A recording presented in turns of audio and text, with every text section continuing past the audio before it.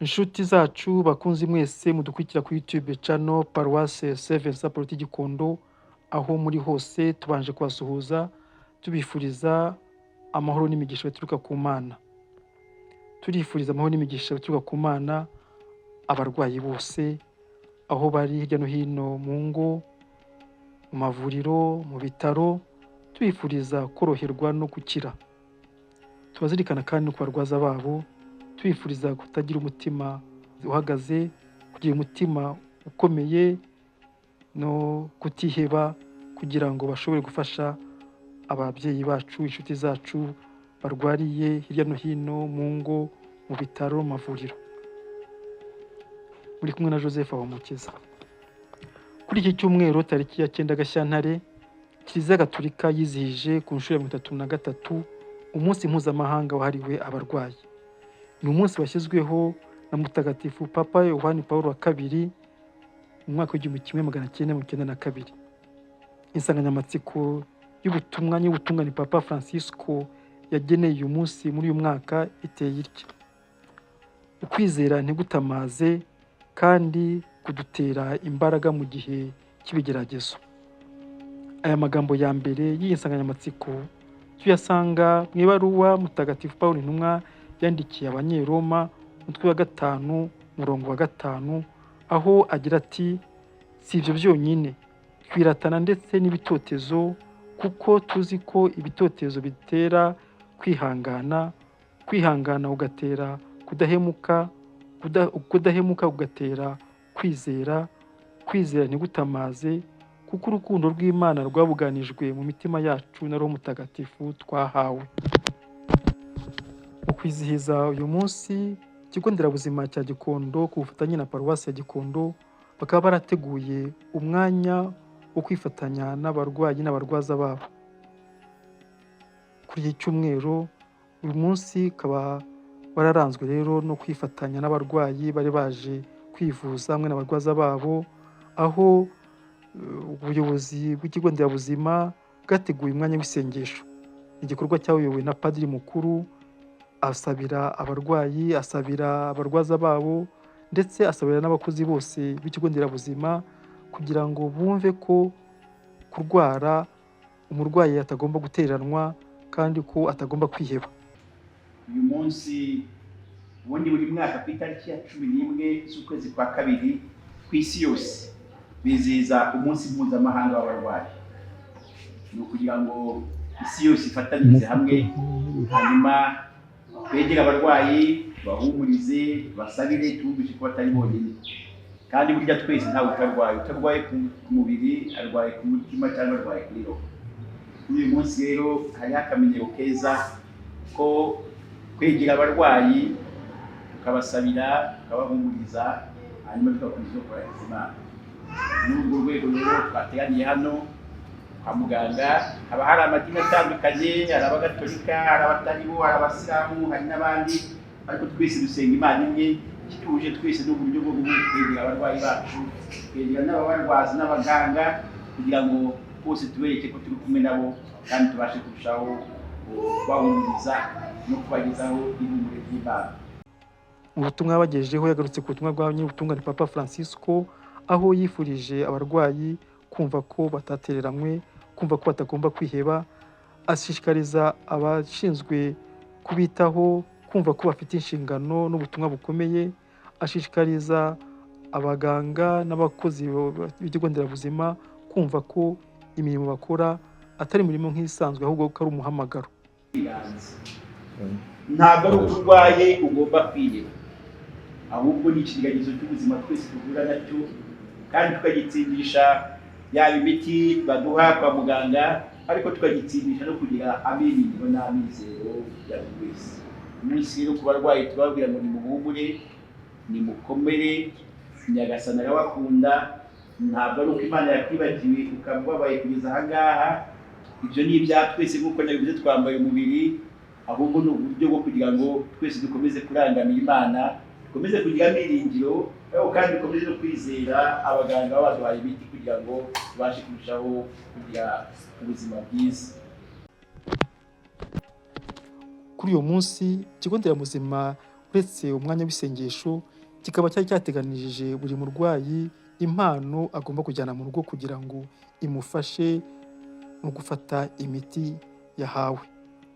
ntabwo ari ibi gusa, banaduteguriye agafu ko kunywesha imiti k'igikoma turi buha abarwayi baje kwivuza ngo bajye no kunywesha ibinini bari bujyane kugira ngo nabyo bitabamerera nabi. Ndumva rero twamushimira tukamureka agakomeza ubutumwa bwe. Nyuma y'isengesho ryo gusabira abarwayi no kubaha umugisha, Padiri mukuru akaba yaragiye gusura ababyeyi bari muri maternité, aho yahaye umugisha umubyeyi umaze kwibaruka umwana, anasabira umugisha umubyeyi wari kubise ategereje kwibaruka umwana. Imbaraga mwongera ibyishimo amahoro n'umunezero. Twagutakambira twiboheje ngo hagati yacu twiteranye hanga uretse umubyeyi wacu witegura kubyara. Mwongera imbaraga, mwongera ubuzima, muhe gukomera kandi azagira umugisha mu rubyaro rwe, kandi isengesho mwongera ibyishimo amahoro n'umunezero biguturukaho, tubisabe kubwa Kristo umwami wacu. Tubanze dusaba imbabazi ibyaha byacu tutumemera imbere y'Imana ishobora byose. Imbere yanyu bavandimwe, uko nacumuye rwose mu byo natekereje, mu byo navuze, mu byo nakoze no mu byo nirengagije gutunganya, kuko naracumuye rwose, cyo gituma ninginga Mariya mutagatifu mukiri iteka, n'abamarayika bose n'abatagatifu bose, namwe bavandimwe ngo musabire kuri Nyagasani Imana yacu. Nuko urakoze, umunsi mwiza kandi uzagira umugisha mu rubyaro rwawe, usubireyo nta mahwa, komeza ubyare kobwa ndahungu. Ni uwa kangahe? Ni uwa kabiri. Wamwonyeje aheruka ko nkasagahe nuko sawa. Umunsi mwiza rero, ukomeze umererwe neza. Uyu mugenzo wo gusabira abarwayi ukaba usanzwe muri paruwasi, ariko nk'uko umuyobozi w'ikigo nderabuzima yabitangaje, uyu mwaka bikaba byarabaye akahebuzo kuko bwabaye ubwa mbere Padiri mukuru aza kwifatanya n'ikigo nderabuzima mu kugaragariza abarwayi ko babari hafi. Ni mu kiganiro twagiranye nyuma y'igikorwa cyo kwifatanya n'abarwayi n'abarwaza babo. Masere, tumaze gukurikirana umuhango wo gusabira abarwayi umugisha no kuba bifuriza gukira. Ese uyu mugenzo cyangwa uyu muhango urasanzwe hano muri centre de santé muyobora? Umuhango urasanzwe, uretse ko wenda uburyo twabukoragamo utandukanye n'ubw'uyu munsi. Twagize umugisha uyu munsi wo kubona padiri arabasengera, abaha umugisha, ubundi wenda twajyaga twicara tukabasengera tukabibutsa ko habaye umunsi w'abarwayi, ariko inshuro nyinshi wasangaga tutabonye padiri ngo abidufashemo. Turashima Imana rero ko uyu munsi twamubonye, kandi twizera yuko isengesho ari ryo rya mbere.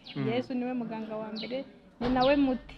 Buriya icyo twakora cyose twebwe Yesu atabigizemo uruhare, imiti yose twatanga ishobora kudakiza umurwayi, ariko nk'uko nyine babivuga ngo abarwayi tubaramburire ibiganza tubasabira twizeye yuko bari bukire, twizera ko nabo babafasha n'ibyo bari bubafashemo byose biri bubagirire akamaro, kubera ko birimo n'ukwemera. Mu butumwa ny'ubutungane Papa Francisco yageneye uyu munsi mpuzamahanga w'abarwayi, yibukije ko abaganga cyangwa se ubuvuzi atari akazi ahubwo ari umuhamagaro. Nkamwe mufata mute uwo muhamagaro mwinjiyemo muhuza n'umuhamagaro wo kwiha Imana?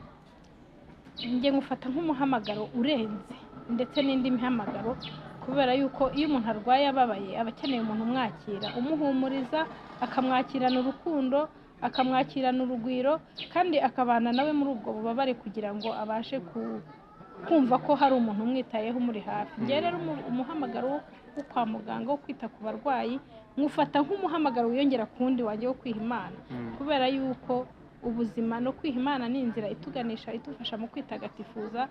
Ariko nkavuga ko kuba mfite uyu muhamagaro wo kwita ku barwayi ndi n'uwihaye Imana ari akarusho, kubera ko nta zindi nshingano zinzitira ngo zimbuze kuba nakora uwo muhamagaro wanjye uko mbigomba, kugira ngo zibe zatuma ntatanga serivisi nziza uko ngomba kuyitanga. Numva rero ko ari umugisha nagiriwe, njye umuhamagaro wanjye ngufata nanone nk'umugisha nahawe kugira ngo mbashe kwitagatifuza.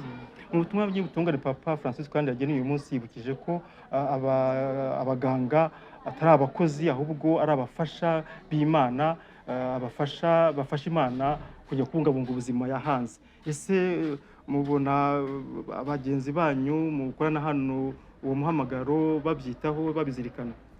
njye ndabyemera cyane kandi ni nako mbibona. Byumvikana ko uko tubitaho binajyana n'uko n'abo baganga nabo bafite indi miryango ishobora kubamo n'abo barwaye, n'abo barwayi nabo bashobora gukenera umuntu ubitaho. Ubwo rero niko mbona ko abaganga bacu baritanga cyane, bakabikorana urukundo, bakabikorana n'imbaraga bitandukanye cyane n'uko twabyita akazi, kuko bibaye akazi igihembo twakabageneye ntaho gihuriye n'umushahara bahembwa. Mbona ko rero babikora nk'umuhamagaro. Twifuje umunsi mwiza kandi dukomeza guhamagara gukomeza kwita ku buzima bw'abantu, kububungabunga no kumva ko mufite uruhare rwo gufasha Imana gukomeza kubungabunga ubuzima yahanze. Ugire umunsi mwiza. Nk'uko mubyumvise rero, umurimo wo kurwaza, umurimo wo kuvura ntabwo ari umurimo usanzwe, ni umuhamagaro. Abarwaza rero dufite inshingano yo kwita ku barwayi bacu, tubagaragariza urukundo, tubafasha kutiheba kandi twumva ko umurimo dukora ufasha umurwayi gufata neza umuti no kwizera ko azakira. Ku bireba abaganga n'abashinzwe ubuvuzi, bumvise ko umurimo w'ubuvuzi atari umurimo nk'indi, ni umuhamagaro. Twifuje mwese rero kumva ko mufite inshingano yo gufasha Imana kubungabunga ubuzima yahaye muntu. Tubifurije mwese umunsi mwiza, umunsi wo kwita ku barwayi, umunsi wo kumva ko dufite inshingano yo gukomeza kubungabunga ubuzima bwa bagenzi bacu. Ugire umunsi mwiza. Mwari kumwe na Joseph Habumukiza.